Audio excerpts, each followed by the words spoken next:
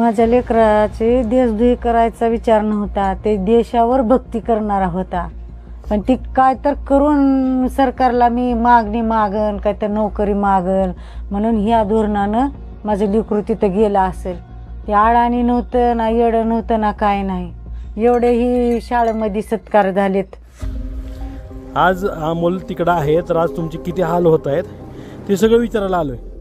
आपल्याकडे पत्रकार आल्याचं कळताच आपल्या मुलाच्या बाबतीत काही वाईट बातमी तर नाही ना, या भीतीनं जमिनीवर बसून रडणाऱ्या या आहेत केशरबाई शिंदे, अमोल शिंदेच्या आई. तोच अमोल शिंदे ज्याच्यावर देशद्रोहाचा गुन्हा दाखल झालाय. कारण तो आणि त्याच्या साथीदारांनी 2 वर्षांपूर्वी म्हणजेच 13 डिसेंबर 2023च्या दिवशी लोकसभेच्या प्रेक्षक गॅलरीतून थेट सभागृहात उडी मारली आणि स्मोक कॅन्डल पेटवल्या होत्या. प्रेक्षागृहातून उडी मारणाऱ्यांमध्ये सागर शर्मा आणि मनोरंजन डी अशा 2 व्यक्तींचा समावेश होता. तर संसद भवनाबाहेरून ताब्यात घेण्यात आलेल्यांमध्ये होती नीलम देवी नावाची तरुणी आणि अमोल शिंदे. त्याच्या या कृतीनं देशभरात खळबळ उडाली होती. आज 2 वर्षांनंतरही अमोल तुरुंगात आहे आणि त्याचे आई वडील धक्के खात जीवन जगतायत. असं कोणी बघितलं की माझा जीव नुसता धडधड धडधड होते, काय आहे की काय नाही की म्हणून आम्हाला कायच कळणार झालंय त्याचं.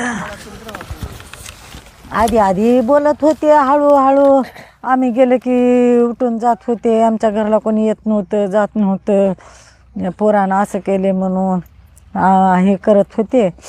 आता काय नाही, आता कोणी येत नाही, जात नाही, काय नाही. आमचं आम्ही करायचं आणि खायचं आहे. भूमिहीन मजूर असलेल्या अमोलच्या आईवडिलांना गेल्या 2 वर्षांपासून कामासाठी वणवण करावी लागते.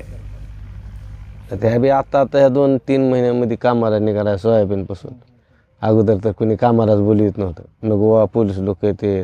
आता हे इथं आलं, आता तुम्ही आला की आमच्या शेतात येऊन वगैरे कामा रमणं होतं, बाबा नको राहू ग घरीत म्हणायचं. 1 वर्ष तर लय कठीण काढला.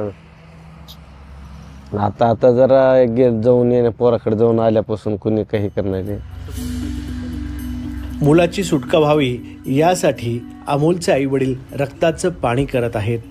वकिलांची फी सुद्धा त्यांना परवडत नाहीये, पण तरीही ते एक पैसा जोडत आहेत.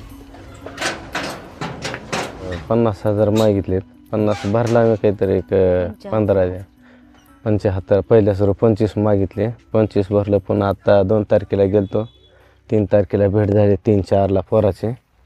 पोरानं म्हणलं काय म्हणतात काय नाही बघा, द्या काढून कुठले तर म्हणले. तर इथले पैसे काढून दिला 50,000, 75,000 रुपये पोचले त्या वकिलाला. कोणी म्हणलं तर बी चला कामाला कुठं चला म्हणतो, कोण तेवढं हे करा रे.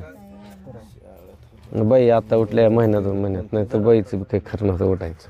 काल परवा दिवशी दवाखान्यात जाऊन आणून हे काम करायला. आता काम केल्याशिवाय तर पर्याय नाही आपल्याला, शेती नाही ना बन नाही काहीच. वरचे किती मिळतात तुम्हाला दोघांना इथं? काय रात दिवसाचे 600 रुपये. मग एवढी हलाखीची स्थिती असलेल्या अमोलनं एवढं टोकाचं पाऊल का उचललं असा प्रश्न साहजिक पडतो. साहेब त्याला ती देशावरच सेवा करायची आहे म्हणत होता. एवढं पैशाला किंमत नाही, नोकरीला किंमत आहे. कंपनीत पुण्या मुंबईला किती लोक करू लागलेत, खाऊ लागलेत. बघ त्या मिलिटरीच्या वरची पगार हाय म्हणले तर या पैशाला काय करायचं नाही म्हणत होता, फक्त नोकरीला महत्त्व आहे म्हणत होता. आता हे नोकरीसाठी त्याने हे केले. आता बक्कट काहीतरी 5-6 ठिकाणी पहिला नंबर आले. आसामला पहिलं आले 1 नंबरमध्ये 5,000 पोरा. कागदपत्र सारे आहेत आमच्याकडे. ते कुठं भरतीला आले 1 नंबर 2 असं कुठंच नाही की फेल गेले म्हणून.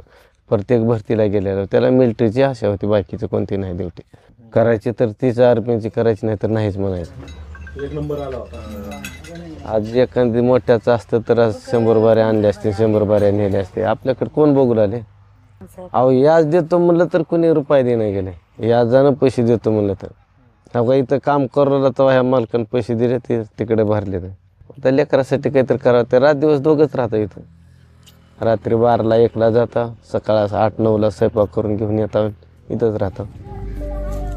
अमोलला शाळेत असल्यापासून लष्करात जाण्याची इच्छा होती अशी आठवण त्याचे बालपणीचे मित्र सांगतात. 11वी मध्ये जेव्हा आम्ही गेलो तेव्हा झांबरे सरने विचारले आम्हाला की सगळ्याला विचारले की कोण काय होणार आहे, कोण काय होणार आहे. अमोल शिंदे म्हणले की मी कर्नल होणार. जे मिलिटरी मॅनमध्ये जे कर्नल आहेत ना मेन ते. अमोल सध्या दिल्लीतल्या तिहार जेलमध्ये आहे.